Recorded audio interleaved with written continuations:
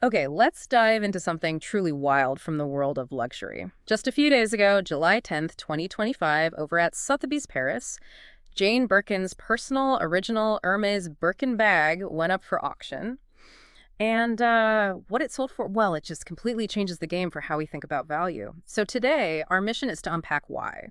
Why this specific bag fetched such an incredible price, and maybe what that tells us about history, luxury, and well, what makes something truly valuable. It's fascinating, isn't it? Because it's not just about the money, though that's obviously huge. Hmm. It really signals something about what we value now. Mm. We've always seen items linked to famous people become relics, like historical artifacts. But seeing this applied so intensely to modern luxury, especially fashion, and at this speed, it feels different. This isn't just a handbag story. It's about what connects with people on a much deeper level, almost an emotional one. And when we say it changes the game on value, we really mean it. This bag sold for, get this, 8.6 million. Yeah, which is roughly 10.1 million US dollars. That makes it officially the new world record holder for the most expensive handbag ever sold. Just staggering. Absolutely staggering. For something you could, theoretically carry your lipstick and keys in. Well, and the huge value here isn't just because it's Hermes, Yeah. right? It's the provenance. That's absolutely key. This wasn't off a shelf. It was the actual prototype, the one-of-a-kind original made back in 1984.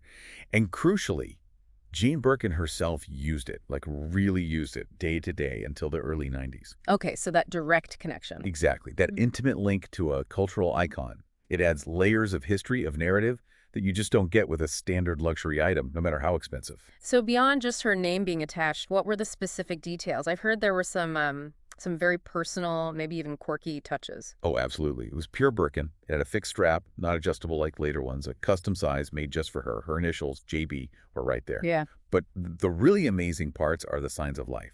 The stickers she famously put all over it. Right, I remember seeing photos of that. Yeah.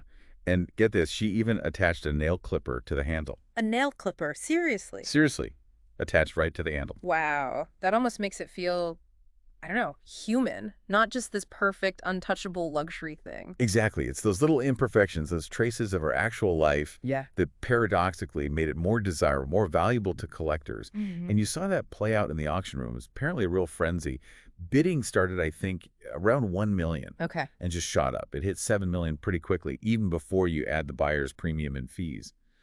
The winner was a private collector from Japan, which also shows you the global reach of this kind of fascination. Okay, so we understand why this specific bag is so unique. It's the prototype, it's her personal use, the stickers, the nail clipper.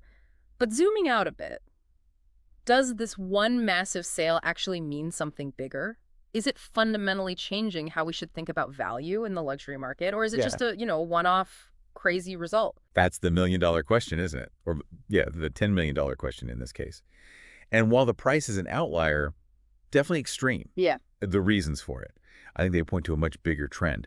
We're seeing this clear shift, especially in fashion and collectibles, toward valuing personal history, cultural legacy. It's almost like the story, the narrative connected to the object is becoming as important, or maybe even more important than just, say, pristine condition or the rarity of the materials alone. Hmm. And maybe social media amplifies this. Celebrity lives are so visible now, that connection feels more direct, maybe. But doesn't it risk devaluing the actual craftsmanship? The artistry that goes into making a Birkin bag in the first place is incredible.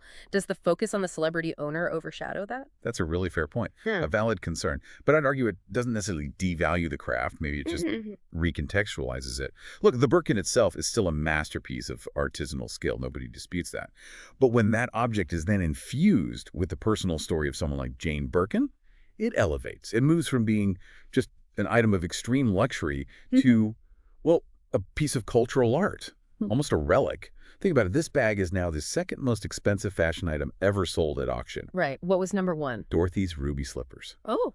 from The Wizard of Oz. Okay. And think about the power of that story, that cultural narrative. It's the same principle, just applied to a more contemporary icon.